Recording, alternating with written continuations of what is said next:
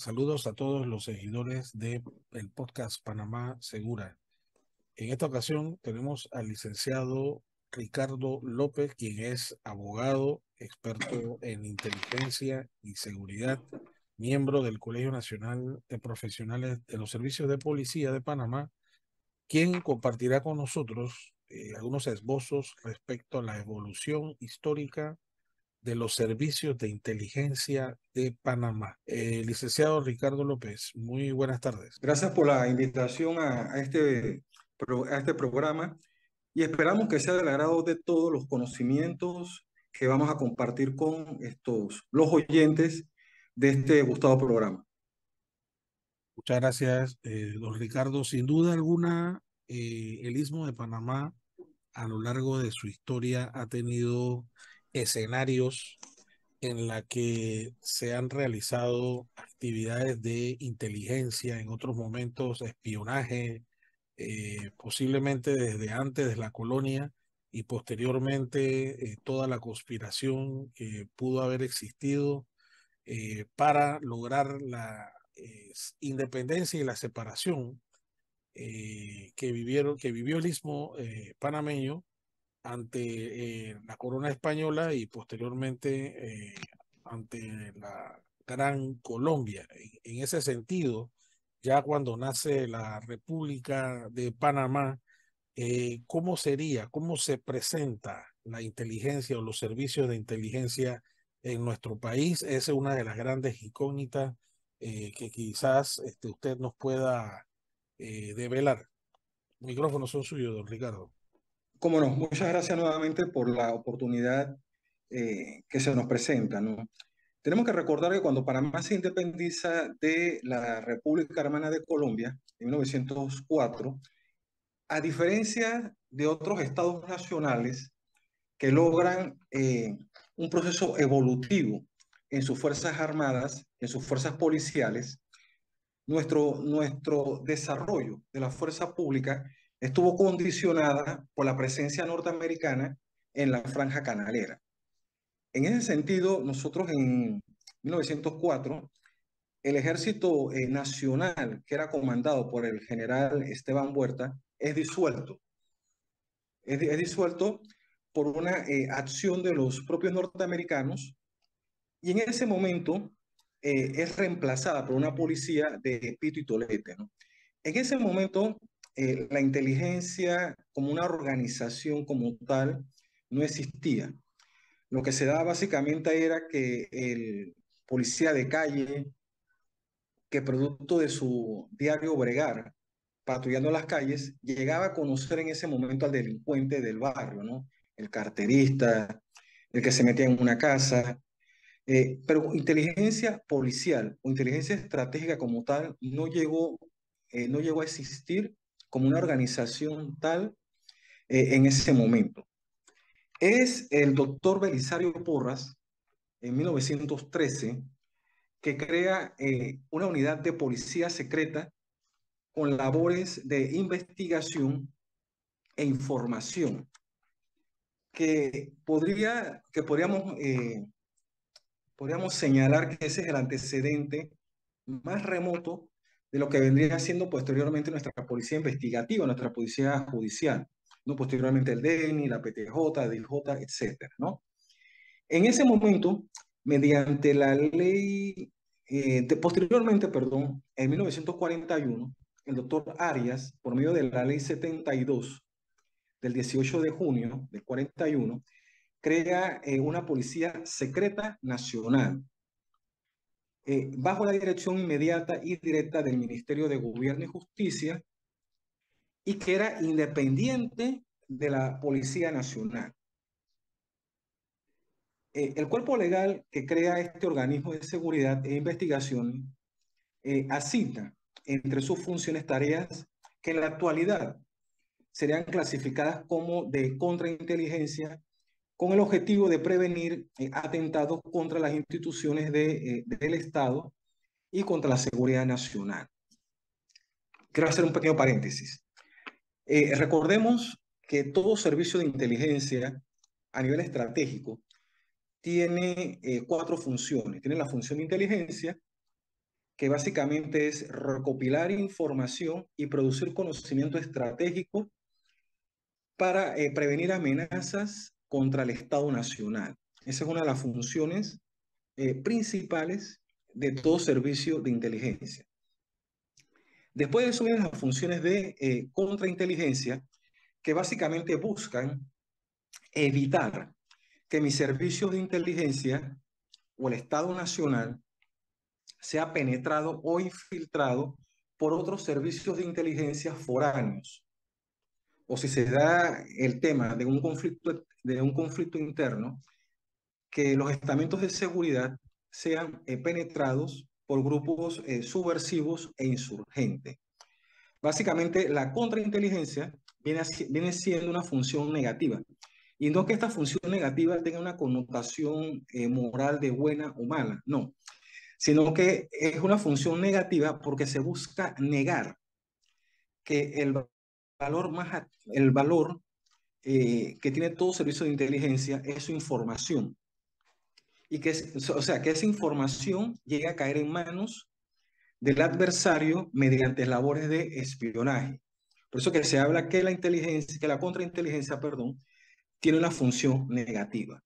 Las otras funciones que hace todo servicio de inteligencia son funciones de operaciones psicológicas, que básicamente consiste en que por medio de la propaganda, por medio de diseñar matrices de propaganda o de comunicación, yo poder que el servicio de inteligencia o el Estado pueda influir sobre la voluntad de otras naciones o de otros actores estatales. Eso se hace mediante la propaganda. Y la otra función son las operaciones clandestinas. Operaciones clandestinas que tienen toda una variedad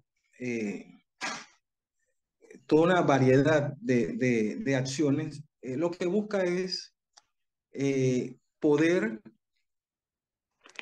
accionar en el territorio del adversario o del enemigo mediante acciones de espionaje, mediante acciones de sabotaje, mediante acciones de reclutar fuentes de información en el país extranjero. Esas son básicamente las que se denominan operaciones clandestinas. Entonces, en ese sentido, esas son las 4 funciones que realiza todo servicio de inteligencia.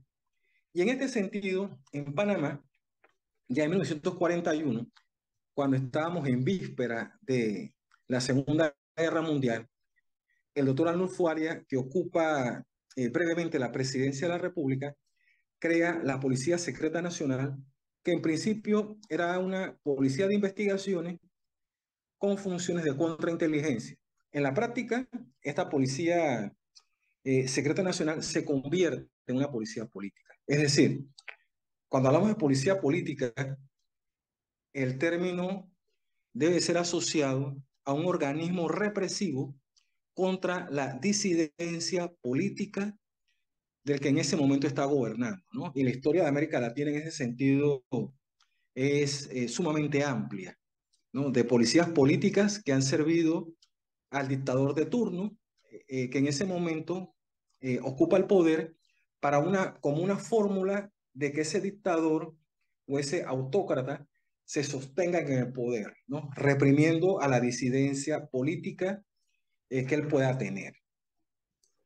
La policía secreta se convierte en un brazo represor del gobierno de turno y fue utilizada para vigilar, informar, perseguir a aquellos elementos opositores al mandatario Arnulfo Arias. El otro periodo que vale la pena resaltar es cuando llega el coronel Ramón Cantera a ocupar la comandancia de la Policía Nacional en un momento, y que posteriormente y paulatinamente él logra un proceso de profesionalización y esa Policía Nacional pasa a ser una Guardia Nacional. Durante la administración del comandante Ramón Cantera y posteriormente presidente de la República, se da una alianza estratégica con Venezuela y la Guardia Nacional de Venezuela logra o se logra mediante acuerdos internacionales que ellos vengan a Panamá a dictarles cursos, a trabajar en el proceso de organización de la Policía Nacional para transformarla en una Guardia Nacional. Una Guardia Nacional que básicamente tendría ya las funciones de no solamente velar por la seguridad en las áreas urbanas, sino que inclusive adquirir capacidad ya de combate para garantizar la seguridad de regiones mucho más apartadas de la geografía nacional. Y en ese sentido, la Guardia Nacional de Venezuela fue fundamental en ese proceso de transformación. Y en ese proceso de transformación nosotros estamos conversando, se crea la primera figura de un Estado Mayor. Siguiendo la tesis de Clausewitz, de Jomini, que son teóricos de las ciencias militares, los estados mayores no son más que, que una alta dirigencia o una alta gerencia para la conducción de la seguridad nacional de un país. En esa alta gerencia, por denominarla de una forma que todo nuestro público o todos nuestros oyentes tengan una cabal comprensión, lo que se busca es crear estructuras o departamentos que me ayuden a gerenciar la seguridad nacional de un país. Y en ese sentido se crea, como comentábamos, la primera estructura de un Estado Mayor. Y se le asigna la nomenclatura D, es decir, D1 para personal, D2 para información. Hasta donde tengo conocimiento, todavía no se utilizaba el término inteligencia como tal. Entonces, el D2 vendría siendo entonces información. D3, si no me equivoco, siguiendo la estructura del Estado Mayor norteamericano, sería operaciones. D4, si mal no recuerdo, la logística. Y todavía en ese momento no existía la acción cívica, que vendría siendo el D5, pero en ese momento todavía la acción cívica no existía. Y si mal no recuerdo, más se llegó hasta el D4. Pero ya en este momento histórico, estamos viendo que ya la inteligencia adquiere una fisionomía de organización como tal. Y es lo que señala Sherman Kent, que es el padre de la inteligencia estratégica, que la inteligencia es información, es organización y es actividad, ¿no? O sea, traduciendo esto, y según la doctrina de Sherman Kent, la inteligencia es información porque se encarga de producir información o se encarga de recopilar información para convertirla en conocimiento estratégico, para la toma de decisión. La inteligencia es organización porque necesita una organización que respalde el esfuerzo de búsqueda de información para transformarla en conocimiento estratégico que llamamos inteligencia estratégica o inteligencia policial, inteligencia militar, etc. Y va a ser esto actividad porque constantemente los servicios de inteligencia no pueden permanecer quietos, tienen que estar constantemente en ese dínamo de producir, inteligencia, ¿no? Y en los servicios de inteligencia, el conocimiento estratégico se produce de dos maneras. Básicamente por la observación que hacen los operadores de inteligencia o los analistas de determinados escenarios que son de interés para el Estado en su función de seguridad nacional o por un requerimiento del tomador de decisiones que en un momento de incertidumbre que él tenga sobre determinado tema, él acude a los servicios de inteligencia para que esa incertidumbre sean despejada y el poder tener un conocimiento más cabal del acontecer nacional e internacional para poder tomar entonces decisión. Entonces tenemos hasta ahora, para no perdernos en este proceso histórico, el periodo del señor presidente Belisario Porras, que crea la primera figura de la policía secreta, el periodo del doctor Arnulfo Arias, 1941, que crea la Policía Secreta Nacional, y tenemos el periodo entonces, ese periodo de transformación de una Policía Nacional a una Guardia Nacional, en la cual, como señalamos con anterioridad, los venezolanos o la Guardia Nacional de Venezuela jugó un papel fundamental en ese proceso de transformación y ese proceso de organización, ¿no? Y básicamente ellos lo que hicieron fue que acoplaron sus estructuras de Estado Mayor a la Guardia Nacional, que en ese momento estaba iniciando. También ese periodo coincide con algo. Ese periodo coincide con el advenimiento de la denominada Guerra Fría y la doctrina de la seguridad nacional. La doctrina de la seguridad nacional, en principio, fue una doctrina impulsada por los Estados Unidos para prevenir que las naciones de América Latina, que es la zona de influencia, una de las zonas hegemónicas de los Estados Unidos, cayeran en manos del comunismo o de la izquierda radical. Ya en ese momento estaba la experiencia de la Revolución Cubana, dirigida por el comandante Fidel Castro, Raúl Castro, que todavía está vivo, el comandante Che Guevara y Camilo Cienfuegos. Ellos, un pequeño grupo de hombres, mediante la táctica de la guerra de guerrillas y el foquismo, que es la doctrina de guerra de guerrillas de Che Guevara, lograron imponerse mediante una revolución en Cuba. Y muchos países que en ese momento tenían dictaduras o gobiernos autocráticos, vieron en ese modelo de revolución un modelo a emular y a continuar esa lucha. Se partió desde el principio de que si Cuba había derrotado a la tiranía de Fulgencio Batista, eso era posible hacerlo o replicarlo en otros países de América Latina, ¿no? Que en ese momento tenían dictaduras muy férreas, ¿no? En el caso de Nicaragua, con el dictador Anastasio Somoza, en El Salvador, que existía un gobierno civil, pero títere de los militares, en el cual 14 familias eran las que dominaban El Salvador, imponiendo un sistema o que tú eras pobre o tú eras rico, o sea, no existía una clase media en ese momento en El Salvador.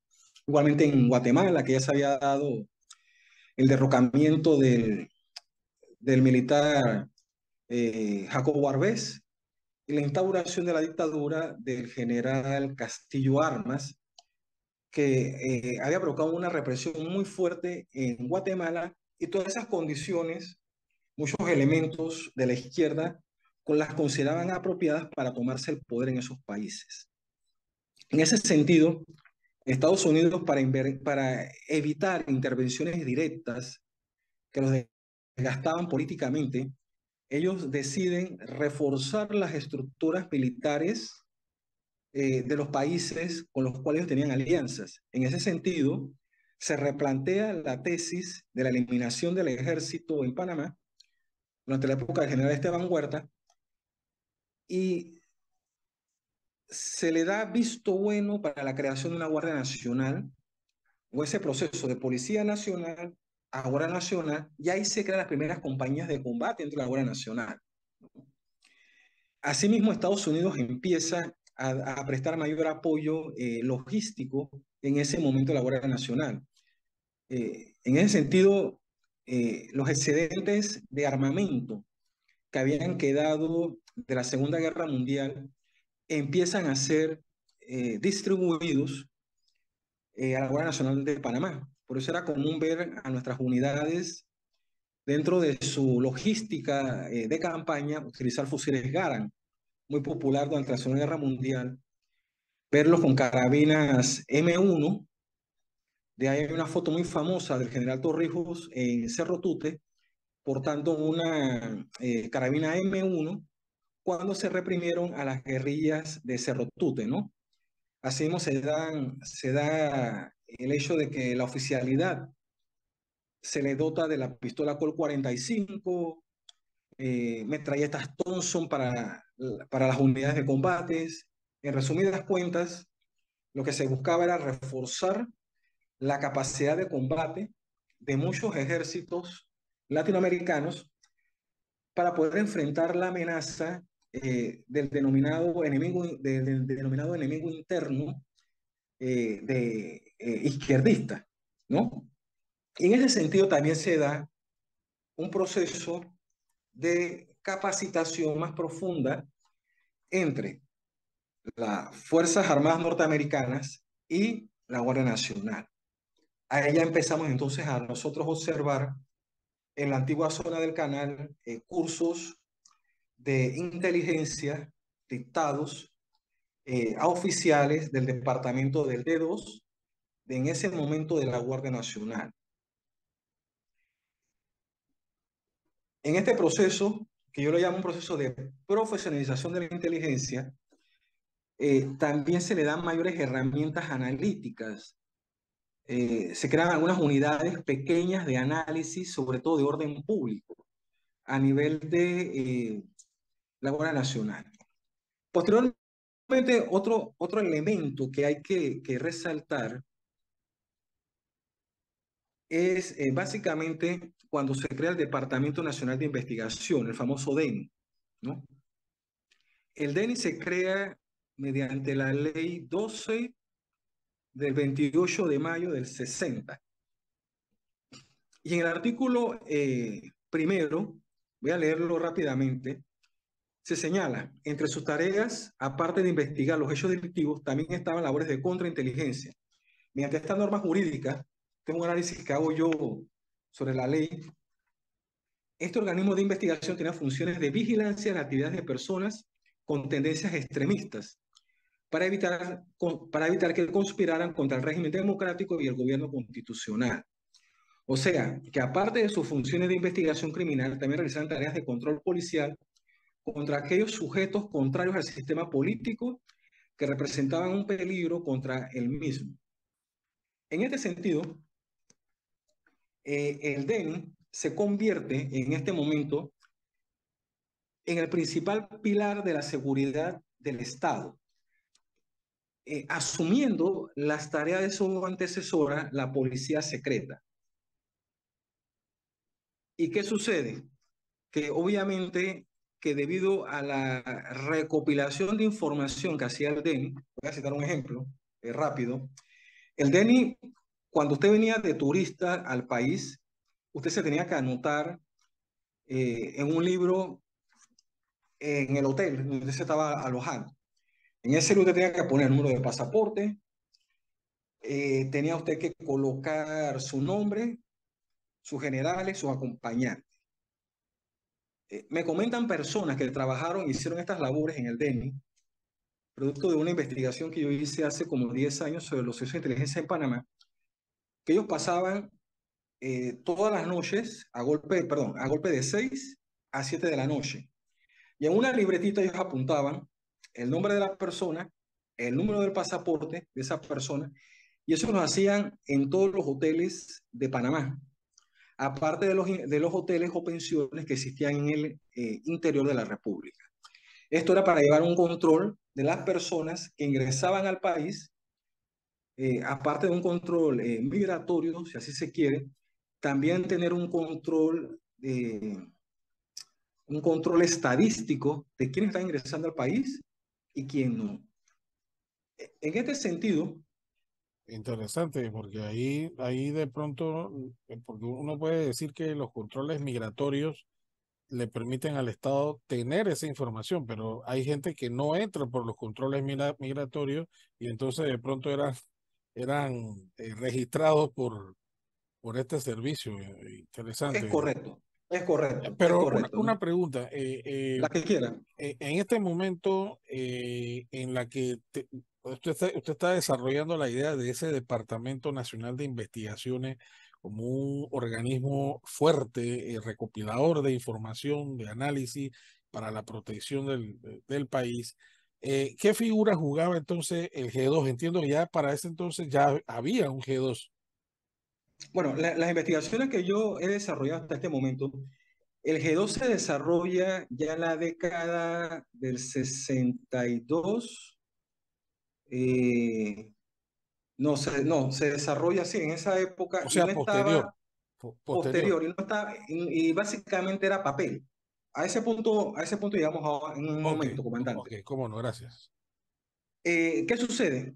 El DENI, el Departamento Nacional de Investigaciones, se convierte también en un órgano represor, sobre todo del movimiento estudiantil, que en ese momento estaba en contra de la presencia norteamericana, de la presencia colonial, porque no hay otra forma de denominarla, la presencia colonial de los Estados Unidos en la franja canalera.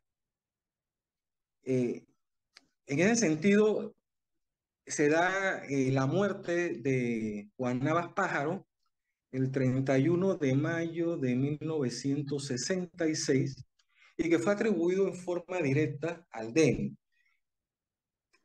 que es actualmente, que él es el hermano, valga la aclaración, del profesor Navas, que actualmente ocupa una posición en el Canal de Panamá. Creo que está en la Junta Técnica, si mal no recuerdo. Él ha sido un profesor universitario por muchos años, ¿no? Y un luchador por la soberanía nacional a carta cabal. Con relación a Juan Navas Pájaro, él participa en los disturbios de Colón durante el 9 de enero y sufre heridas, no recuerdo si fue herida de bala o de perdigón, en el área del cráneo y le estaba molestando. Entonces deciden, el Partido Comunista logra enviarlo a la Unión Soviética para que sea operado.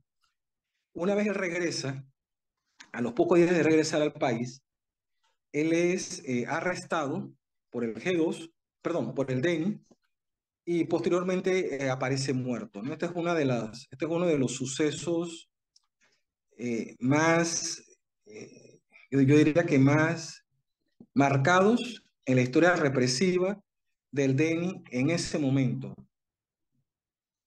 ¿Qué sucede? Las investigaciones que yo he realizado me indican que el G2 como tal se desarrolla. No sé si antes existía una estructura de inteligencia que se llamaba G2 antes del golpe de Estado. Y en eso tengo que ser honesto. La estructura que yo conozco que existía en ese momento en la Guardia Nacional era el D2. Posteriormente, el general Torrijos decide crear el G2 y le da la misión a dos oficiales que son los que realmente forman desde cero el G2. Se le asigna la misión en ese momento al coronel o teniente coronel Manuel Antonio Noriega, que lo dirige hasta 1982, si mal no recuerdo, que él asume entonces a la comandancia, y se le asigna también las labores de la organización de la inteligencia a nivel nacional al mayor Luis Carlos Zamudio. Son ellos realmente, eh, para bien o para mal, los que organizan la estructura del G2, que dentro de una estructura de inteligencia, de una estructura de Estado Mayor, sería la responsable de producir inteligencia de tipo militar, sobre todo a nivel de batallón. En la práctica, el G2, si yo lo quiero analizar desde un punto de vista objetivo, fue una eficiente maquinaria de recolección de información,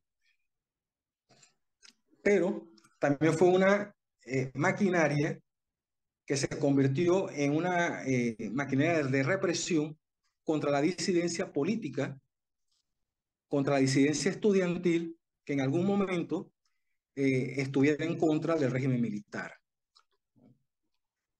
¿Qué más se puede señalar? Yo pienso que en esta etapa la inteligencia panameña adquiere niveles, me atrevería hasta a definirlos, de una inteligencia de potencia regional, ¿no? Sí, y lo puedo sustentar.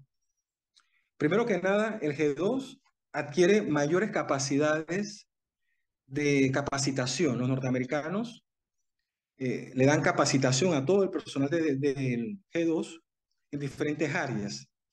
Le dan el curso básico de inteligencia, le dan el curso de análisis de inteligencia, le dan el curso hay un curso también que ellos daban de fuentes humanas, en fin, se profesionaliza el recurso humano. Aparte de eso, el G2 logra establecer contactos con otros homólogos internacionales, como fue el caso con la inteligencia libia, creo que se llama, o se llamaba, porque ya en ese régimen dejó de existir, la Mukhabarat, ya en la década, a mediados de los 70, sí, a mediados de los 70, logra establecer contactos con la inteligencia israelí a nivel del Shin Bet, que es inteligencia interior, lo que vendría siendo como un FBI en Estados Unidos, y logra también establecer contactos con el Mossad, y se envía a Panamá un asesor, que era el señor Matt Harari, ¿no? Eh, que se convierte en un asesor estrecho del general Noriega. También logra establecer inteligencia, yo pienso que con la inteligencia cubana, conocida popularmente como G2 cubano, pero cuyo nombre real es Dirección General de Inteligencia, que solamente las relaciones del G2 cubano, inteligencia panameña, y el papel que jugó la inteligencia cubana, poco conocida, fue fundamental en el proceso de recuperación del Canal de Panamá. El G2 cubano nos pasaba inteligencia, además una pequeña anécdota.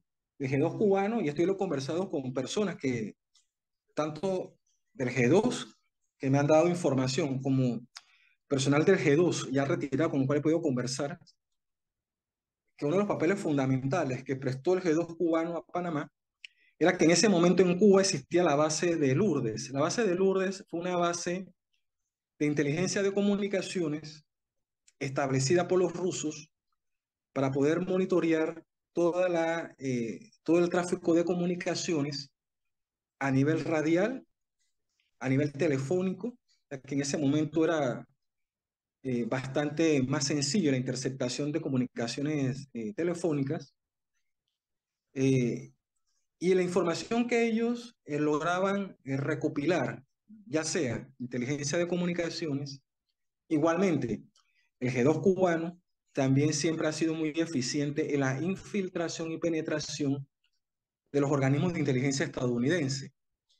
Ya hay agentes de inteligencia norteamericanos condenados porque trabajaban para el G2 cubano. Tal caso de la analista de inteligencia Ana Fuentes, que le hizo un tremendo daño a la inteligencia norteamericana porque logró pasar mucha información y mucha inteligencia al régimen de Fidel Castro. Entonces, en ese sentido, Noriega logra establecer contactos personales con la inteligencia cubana, y esa inteligencia que ellos nos proporcionaron sirvió en el proceso de toma de decisión de los negociadores panameños y también asimismo del general Torrijos.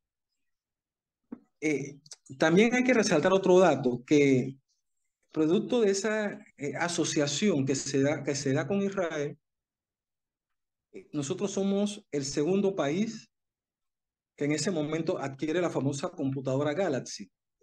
El otro país fue Guatemala. Y la computadora Galaxy, para que nos situemos en ese momento histórico, lo que era la computación estaba apenas desarrollándose y eran pocos los servicios de inteligencia que podían contar con un procesador para los efectos de digitalizar su información o su archivo de reseña, eran muy pocos. Creo que esas capacidades las tenían, eran servicios de inteligencia del primer mundo. Los israelíes nos venden esa computadora que básicamente lo que hoy en día hace un ordenador de $600, en ese momento lo hacía esa computadora. Esa computadora llegó a ocupar, según me cuentan, personas que participaron en ese proceso de instalación, de acondicionamiento de la obra civil. Dice que llegaba a ocupar aproximadamente como unos 70 metros cuadrados o a 100 metros cuadrados, eh, para poder ubicar eh, el computador y las memorias que esa computadora tenía. Y lo que se buscaba con este servicio, con esta computadora, era básicamente poder digitalizar todos los archivos del G2 que en ese momento existían. Se decía que inclusive que en esa computadora se guardaba información sumamente confidencial y sobre todo del sector empresarial panameño, que había secretos ahí sumamente bochornosos.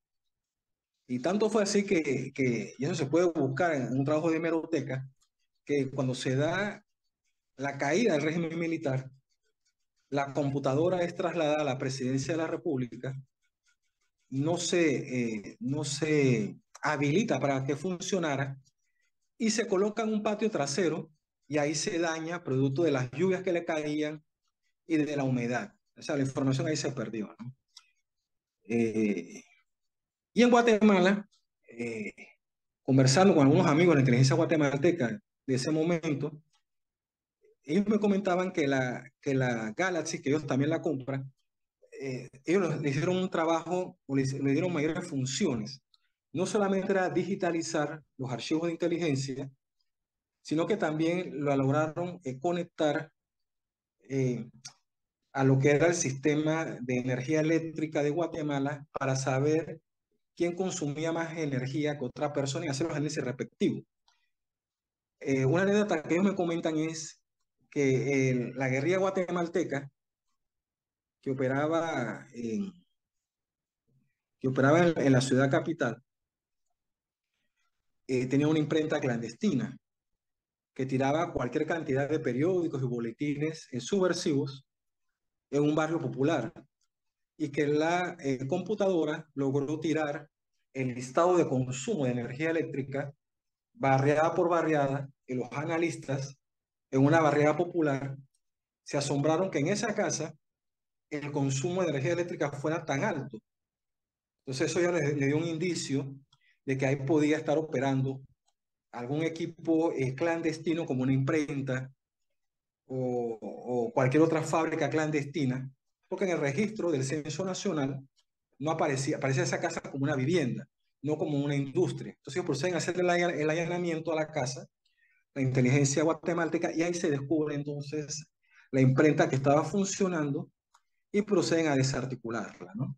Esas son las capacidades que para ese momento, a nivel de información digitalizada, era una de las principales herramientas que utilizaban los servicios de inteligencia, y reitero, no todos los servicios de inteligencia, por lo menos de América Latina, tienen la capacidad de adquirir ese tipo de herramientas. Entonces, el ejemplo es válido para señalar que en la época en que se forma el G2, el mismo adquiere un nivel de profesionalización y un nivel, yo diría que un nivel de sofisticación bastante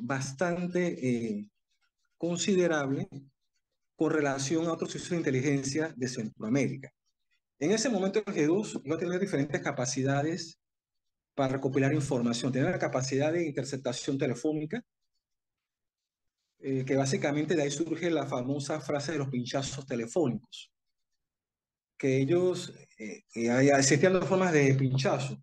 El pinchazo en el cual yo me podía conectar desde del mismo Intel o Instituto de Telecomunicaciones a determinados teléfonos para escuchar las comunicaciones de ese teléfono con otro. Existía también la capacidad de interceptación ya a nivel de operaciones de inteligencia en la calle de miembros del G2 que desde las centrales que estaban en las calles, que todavía existen, ellos agarraban un cable, agarraban un teléfono con dos cables y procedían a pinchar el teléfono o la línea para poderla escuchar. De ahí viene entonces el término de pinchazo, que hoy en día se utiliza equivocadamente, porque hoy en día la comunicación telefónica es digital, ¿no? Se hace la interceptación de otro mecanismo, ya utilizando software como los famosos caballos de Troya, etcétera, ¿no? O el famoso Pegasus, ¿no? Pero ese es otro tema aparte.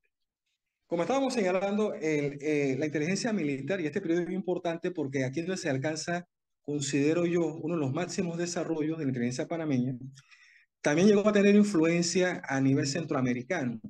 El G2 panameño, oficiales del G2 panameño, se encargaron mediante operaciones clandestinas de recoger armas en Venezuela durante el gobierno del presidente Carlos Andrés Pérez y hacer la triangulación Venezuela-Panamá, Nicaragua, para apoyar al Frente Sandinista de Liberación Nacional.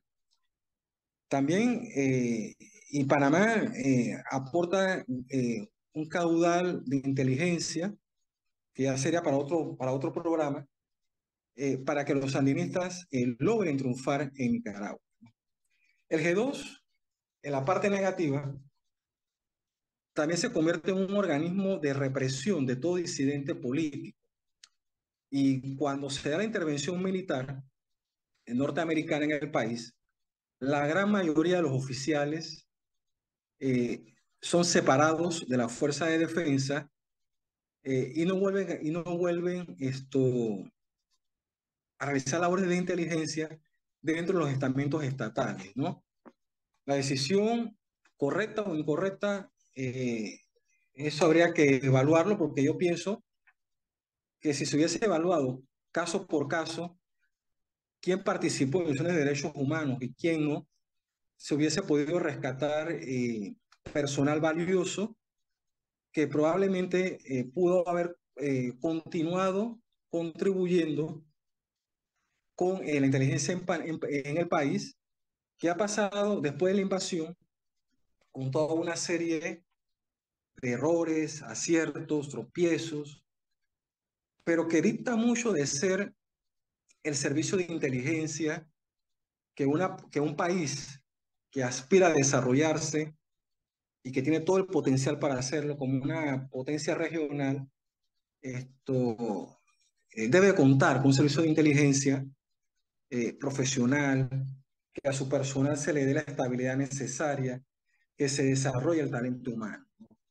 Posterior a la invasión, se desarrollan una serie de estamentos de seguridad, se crea el SPI, se crea el Consejo de Seguridad y Defensa Nacional, etcétera.